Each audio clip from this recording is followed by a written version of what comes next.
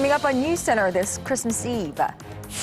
Japanese media reports Prime Minister Shinzo Abe will send his foreign minister to Seoul this month in efforts to seek a resolution on the so-called comfort women issue. 64 cents per square meter. That's how much South Korean companies at the joint industrial complex will pay to North Korea every year as land usage fees. How that months-long negotiations came to an agreement, our correspondent is live in the studio. And Bank of Korea will hold fewer interest rate setting meetings starting 2017 as part of efforts to make monetary policies based on longer-term goals and outlook. NewsCenter begins right now.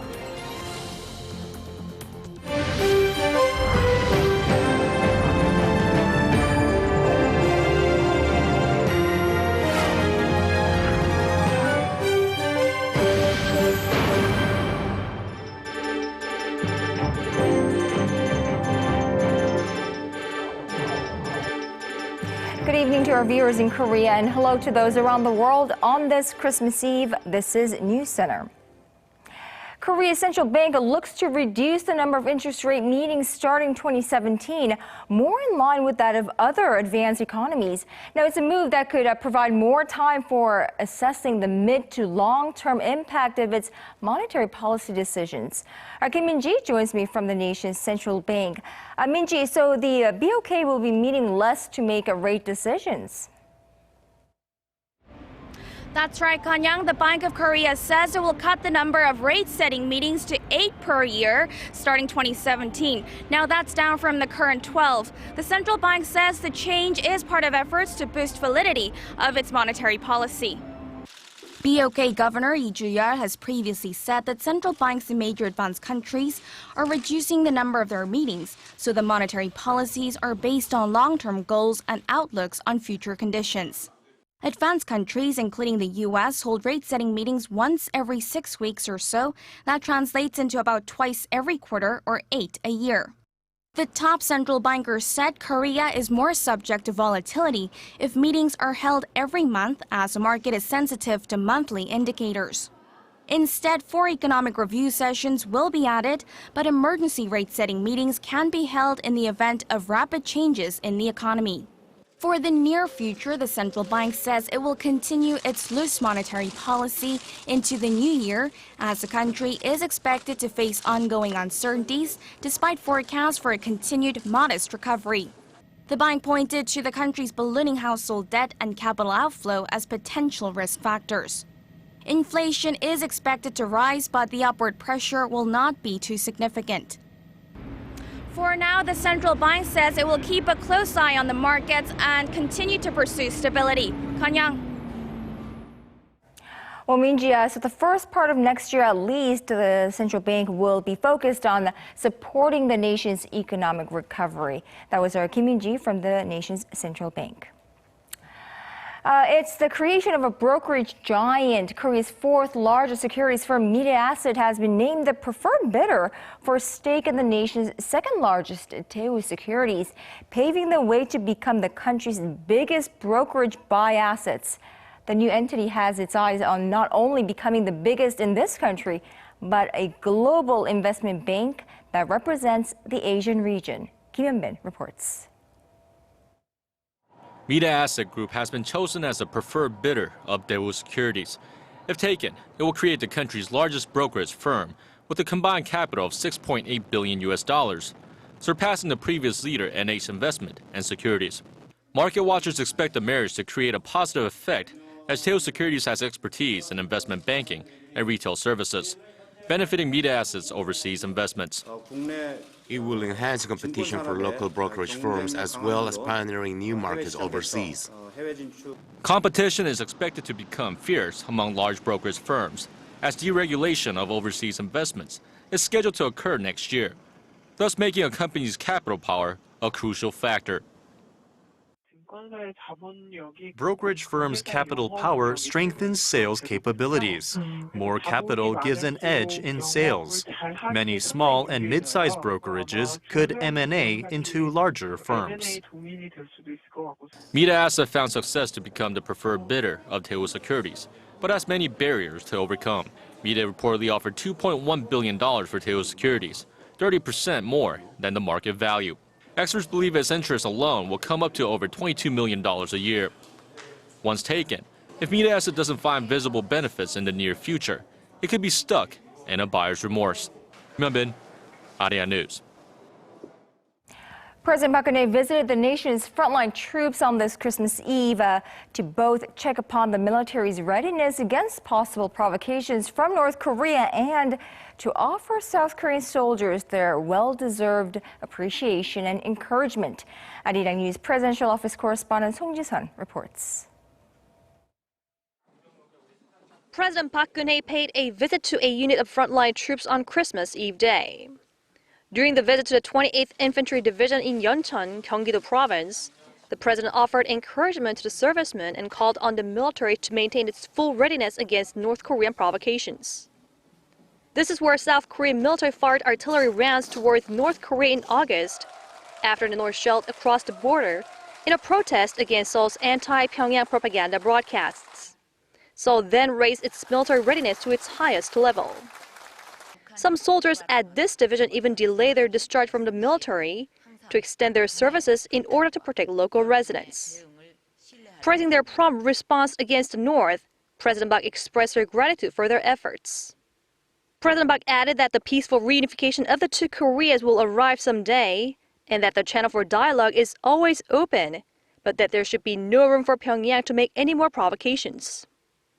The president expressed her full trust in the South Korean army in this second visit to a frontline unit during her term. Song Ji-sun, Arirang News. Japanese Prime Minister Shinzo Abe will send his Foreign Minister Fumio Kishida to Korea sometime this month in efforts to settle one of the most sensitive issues between the two countries, Japan's sexual enslavement of women before and during World War II. Now, that's according to Japanese media reports. Our foreign affairs correspondent Kwon So-hwa has the details. Could it be the beginning of mending ties between Korea and Japan when it comes to their long unresolved historical disputes? This question is being raised as Japanese media reported Thursday that Prime Minister Shinzo Abe gave Foreign Minister Fumio Kishida the order to visit Korea this month to seek a way to resolving the issue of Japan's sexual enslavement of Korean women during World War II. Seoul's Foreign Affairs Ministry responded to the news by saying this year marks 50 years of diplomatic ties between the two countries, and President Park Geun-hye and Prime Minister Abe had agreed to accelerate negotiations at a summit in November. In a bid to get closer to that goal, Seoul and Tokyo held their 11th round of working-level talks just last week with no tangible outcome. While Korea's government has been seeking a formal apology and compensation for the so-called comfort women, the Japanese government has been claiming that the issue was settled under a 1965 treaty that normalized diplomatic relations between the two countries. Tokyo has been expressing its will to approach the issue on humanitarian grounds. Meanwhile, Japan's Nihon Keizai Shimbun reported December 28th as a likely date for Kishida's trip. Pundits say the latest developments could be a sign of relations going uphill, given the fact that Seoul's court recently cleared a Japanese reporter of defaming Korean President Park Geun-hye, and Korea's constitutional court dismissing an appeal by a Korean against the constitutionality of the 1965 bilateral treaty earlier this week. Kwon So-hwa, Arirang News.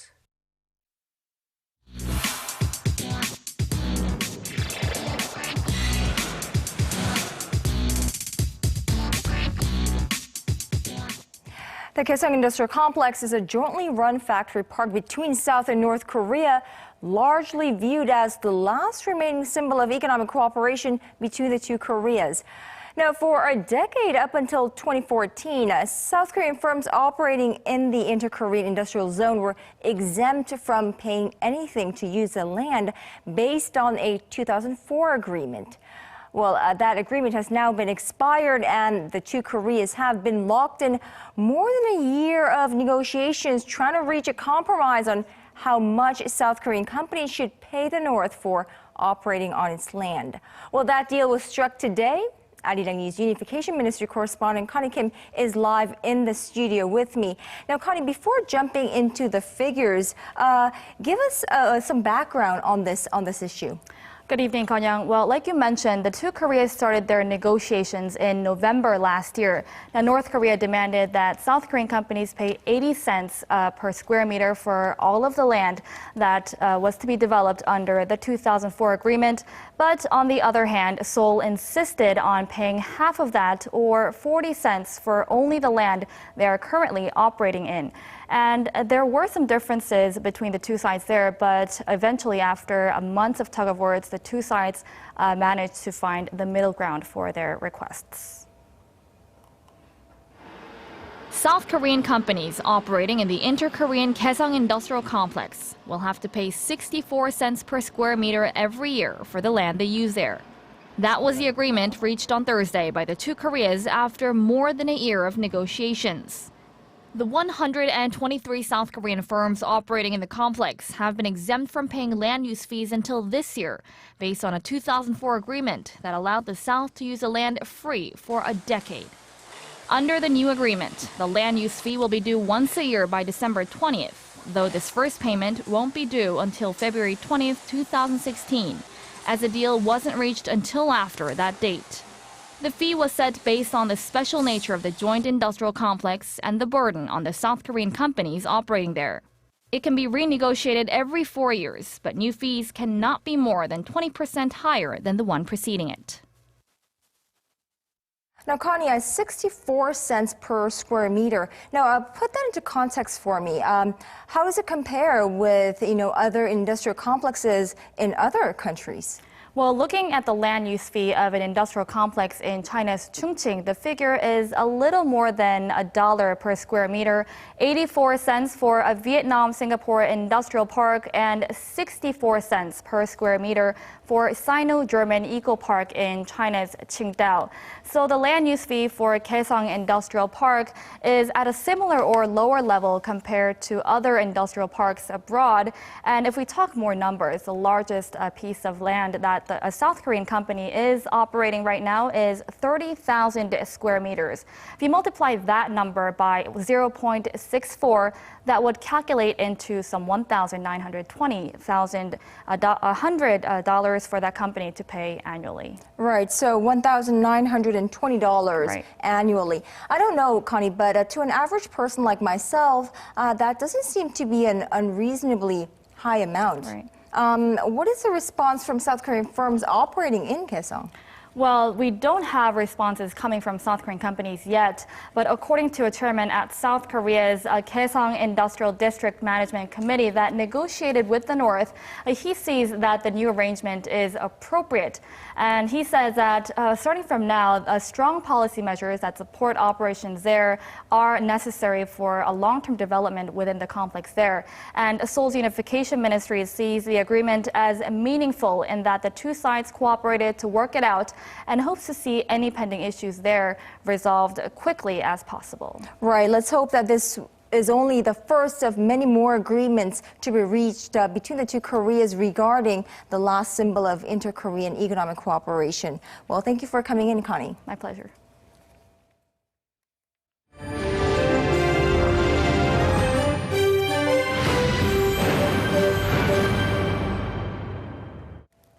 Well, if you're planning on heading outdoors to spend your Christmas day here in Korea, you might want to wear a mask covering your mouth and your nose, as fine dust is forecast to blanket most parts of the Korean peninsula tomorrow. Our Kim Ji-yeon reports. Air quality levels deteriorated in most parts of the country, including the capital region Thursday, as fine dust levels rose.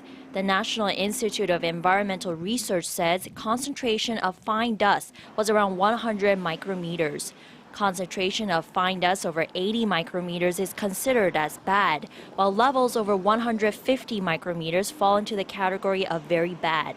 Levels of 400 micrometers of fine dust may impede automobile drivers to see clearly. Air quality in the Korean peninsula usually deteriorates at the end of every year when smog from China moves down towards the peninsula. However, the institute says air conditions this year on average have improved compared to those of last year, largely due to a climate cycle in the Pacific Ocean called El Niño. The amount of fine particles from China has decreased as winds have been heading north or east of China instead of their usual northwesterly trajectory, which points at the Korean peninsula. The air quality levels this year are better than last year's due to the large amount of rain we've received this year, clearing fine dust away quickly. The El Niño phenomenon, which has raised global temperatures, has contributed in the abundant precipitation, while lowering chances of snow. The institute forecasts strong winds could help clear up conditions by Christmas Day on Friday. Until then, it advised the public to refrain from outdoor activities, particularly patients with respiratory problems, children, and the elderly, and to wear a face mask if going outside can't be avoided. It's also advised to wash one's face, especially the nose, frequently when coming back indoors. Kim Jeong, Arirang News. Korean officials will now also investigate the fuel efficiency in Volkswagen vehicles whose emissions were manipulated to look as if they adhere to environmental regulations. Today's decision comes after Seoul's Transport Ministry last month found that the German automaker's estimated emissions and the fuel efficiency of its vehicles were connected. Our Kwon Jung-ho has the latest on the Korean government's probe into the Volkswagen scandal. Last month, Korea's Ministry of Environment released the results of its investigation into Volkswagen diesel engines and confirmed that there was evidence that their emissions data had been manipulated. The German auto giant was fined $12 million and a recall of 125,000 vehicles is set to begin next year. Although the ministry said the investigation is ongoing, its initial data was handed over to the Transport Ministry, which has been carrying out its own investigation into whether the defeat device that allowed the cars to cheat emissions test results also affected fuel efficiency. An official from the ministry said Thursday that initial analysis of the data shows that there is a correlation.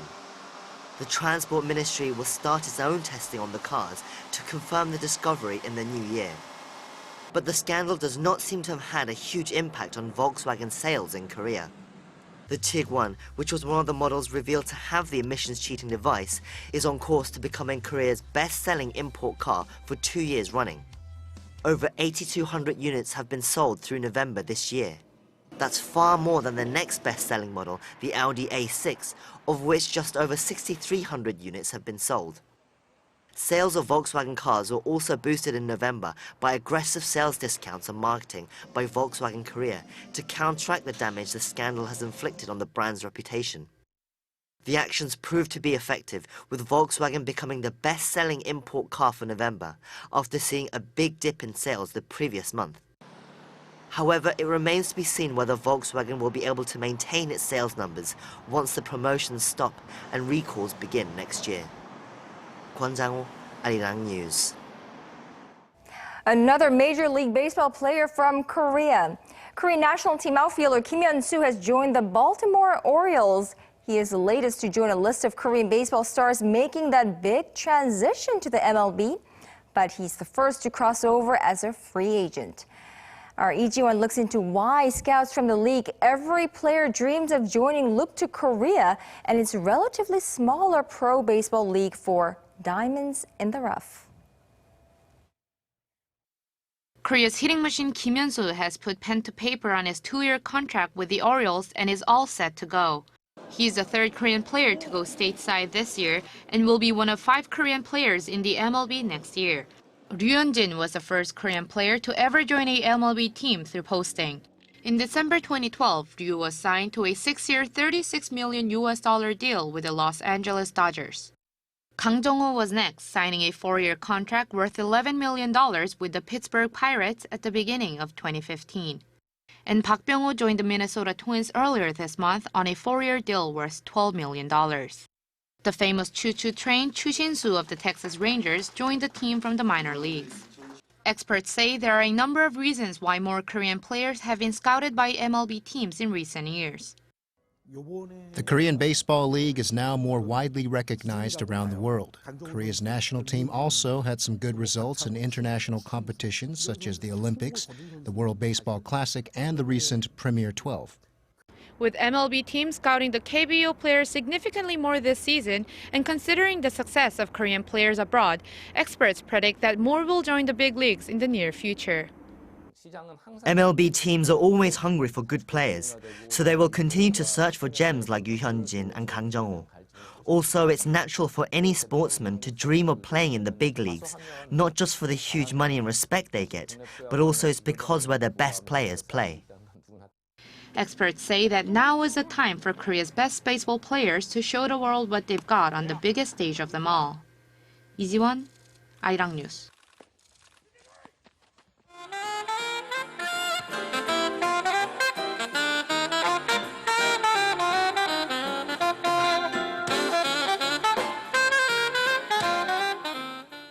Then that is how Koreans are spending their Christmas Eve at this hour in downtown Seoul. Now, 'tis the season to be jolly, so it is Christmas Eve, and during the holiday season, charitable giving comes to the forefront. But if your budget is tight, it can be difficult to find the cash to make a donation. Well, you should not let a tight budget stop you. If there's a cause to which you're passionate about giving, even small amounts can make a big difference. And giving isn't just about cash either. You can now give in various ways. Remember the ice bucket challenge last year? Plus, like Anne Frank said way back, no one has ever become poor by giving. Charity made fun. Our news feature tonight with Oh Soo-young. Charity has become a part of our daily vocabulary, and changing trends on how we give and donate have made contributing for a cause easier and more enjoyable. The stairway leading down to Seoul Citizens Plaza encourages residents to not only burn some calories, but also to make a social contribution. When you choose to take the stairs, 10 won or about a cent is donated automatically towards treating children with physical disabilities. These special stairs are installed at 16 spots throughout the city. And since 2014, when the stairs were first launched, about $170,000 have been raised. This charity stairway is part of a new donation trend taking root in everyday life here in Korea.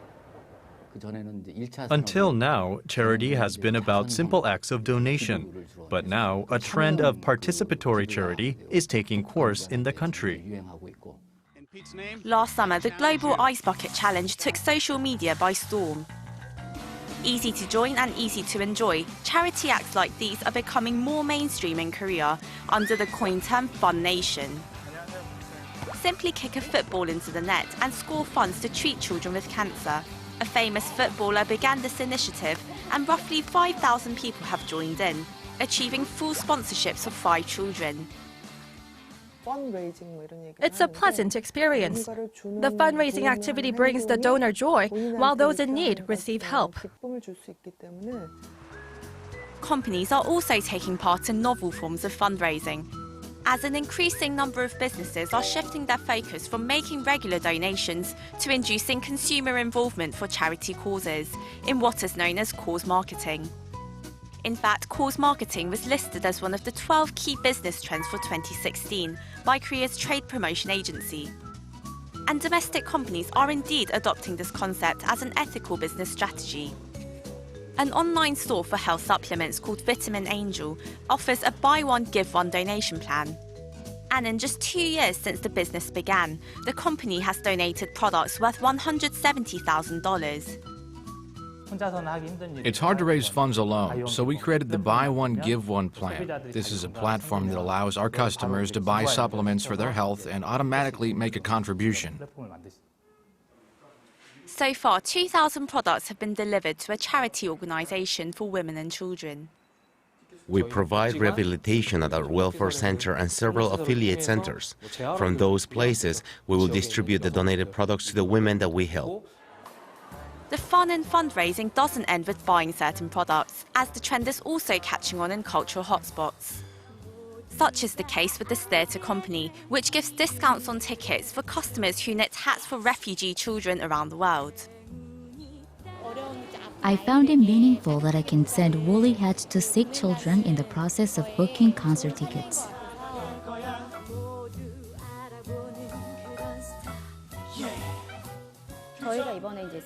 We've launched a participation campaign this year instead of simply donating money. We're offering ticket discounts to encourage people to buy the knitting sets, and when we receive the completed hats, they go back to charity. The campaign has seen a lively response, with about 10 people taking part for every performance. I think that charity culture in the country will further develop by enhancing the donating experience so that the contributors see the cause as one worth rooting for.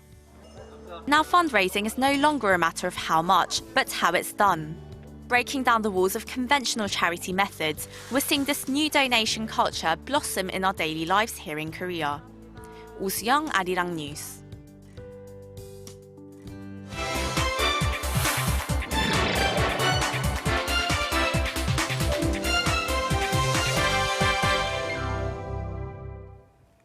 Rescuers have stepped up efforts to find signs of life in the Shenzhen landslide, even though the 72-hour golden period for finding survivors has ended. Bruce Harrison is live in the studio with me. Bruce, more bodies, not survivors, have been pulled out of the debris in that landslide. That's right, Keun-young. So far, 7 bodies have been found. At least 70 people are still missing. Thousands of rescuers have been combing the site using heavy machinery, but as you mentioned, that critical 72 period has passed. Well, there has been one bright spot in this whole situation. A young man who was pulled out of the debris after 67 hours. We reported on that yesterday. He's actually personally shared his survival story. That's right. From his hospital bed, he recalled the horrific events of being trapped in a 5-story building. The 19-year-old, his name's Tian Ziming, said that when the building collapsed, his foot was pinned beneath a door panel. Now, nearby, he was able to find a bottle of water and some snacks around him while his foot was trapped. He eventually heard rescuers above him and shouted until they found him. He had surgery Wednesday and is now resting in stable condition. I feel much better than yesterday. I just feel my foot is a bit numb. The government's been working to meet with families of the missing and dead, as well as employees affected by the landslide. At least 34 businesses were destroyed or severely damaged, affecting nearly 3,000 workers. The landslide was the second major man-made disaster in China in 4 months. At least 160 people were killed in August when a chemical warehouse exploded in the northern port city of Tianjin. The disasters have raised concerns of safety in China's industrial sector. A fire at a hospital in Saudi Arabia has killed at least 25 people and injured more than 100. The Saudi Civil Defense Agency says the fire in the city of Jazan broke out in the hospital's intensive care unit and maternity ward. Saudi Arabian state TV interviewed a witness who said the cause of the fire was apparently electrical and it swept through the hospital in just a matter of minutes. State TV also reported at least one of the dead was a child. The injured have been transferred to private and general hospitals in the area, and the government has launched an investigation. Some people took to Twitter calling for the resignation of the Saudi health minister, blaming the fire on negligence. It was the latest in a series of disasters at public facilities in the country this year, including the deadly crush at the Hajj pilgrimage that killed several thousand people, though the Saudi government's official toll is 769. Now, shifting gears, many major cities all around the world will not be seeing a white Christmas, including here in Seoul, because of unusually warm temperatures. And it looks like we won't be seeing those holiday sweaters either. And apparently, sales at retailers have taken a nosedive. Yeah, that's the reports. No ugly sweaters, regular sweaters. Apparently, the National Institute of Statistics and Economic Studies in France has said consumer spending there has dropped by 4.7% among the warm temps. But in some countries, other products, at least in the tech arena, for example, have made up for the drop in clothing shopping. Everyone is terribly keen on new technology, new phones, new ways in which they can sort of access social media as well. Britain's biggest department store chain, John Lewis, was one of those that saw a boost in sales outside the clothing department when they plunged. I mean, this may not necessarily be just because of the warm temperatures, but, people are more interested in the state-of-the-art high-tech gears, gadgets, and all these IT things that are, newly launched or the latest releases. People save up money all year during the holidays. They're budgeting. They're deciding what they're going to spend their cash on. And maybe you're right. It necessarily wasn't warmer clothing, but some of the greatest and latest advances in technology. Right, but definitely those ugly sweaters will not be around anymore. Yeah, warmer than usual. All right, Bruce, thank you so much for today. My pleasure.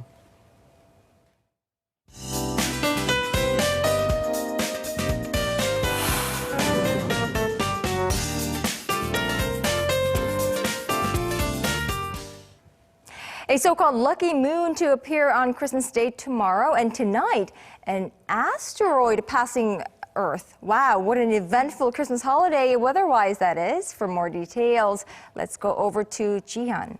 Hello, Geunhye. Well, the asteroid has already reached its closest point just a while ago at 10:08 p.m. Korea Standard Time, but it wasn't visible to the naked eye as it was 28 times farther than the distance between the Earth and the Moon. Right, and we shouldn't forget to check out the lucky moon tomorrow Definitely. night. And aside from that, how is the weather looking for Christmas Day? Well, good news and the bad news. Let's get started with the good news. As Jian mentioned earlier in her report, strong winds will dissipate all the dust that has been blanketed most parts of the peninsula for the last couple of days by tomorrow afternoon, which means that the air quality nationwide will be much cleaner. But bad news, temperature-wise, it's going to be colder and the windy conditions are going to add a chill to the air, so be sure to dress extra warmly before heading out tomorrow. On that note, let's move on to tomorrow's temperatures, checking on the lows first. Here in the capital and Daejeon will start out the day at -3, 1 for Daegu, and Busan and Jeju will start out the day at 4 and 6. And as for the afternoon, daily high here in Seoul will peak at 3. Daegu will rise to 7 and 10 and 9 for Busan and Jeju. Now a 3-day holiday kicks off tomorrow, and that means roads will be very congested. Now the Yeongdong Expressway leading to Gangneung should be the busiest tomorrow, with many travelers heading to ski resorts.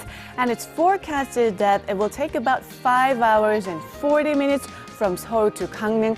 Now that's a very long time, considering that it takes about 5 hours and 30 minutes to Busan.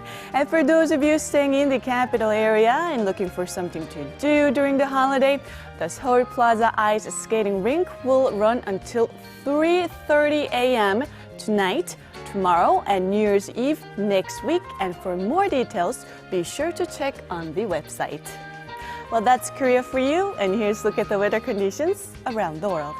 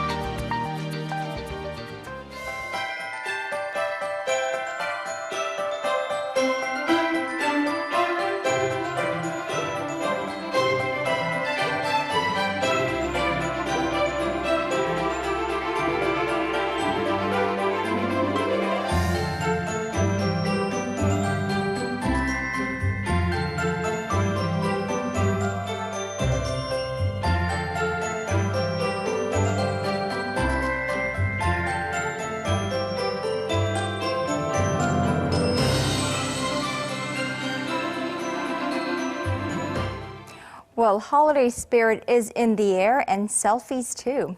That is our broadcast on this Christmas Eve. I hope Santa is good to you all this year. I'm Moon Geunhye. Thanks to everyone for watching. From all of us here at NewsCenter, happy holidays. Good night.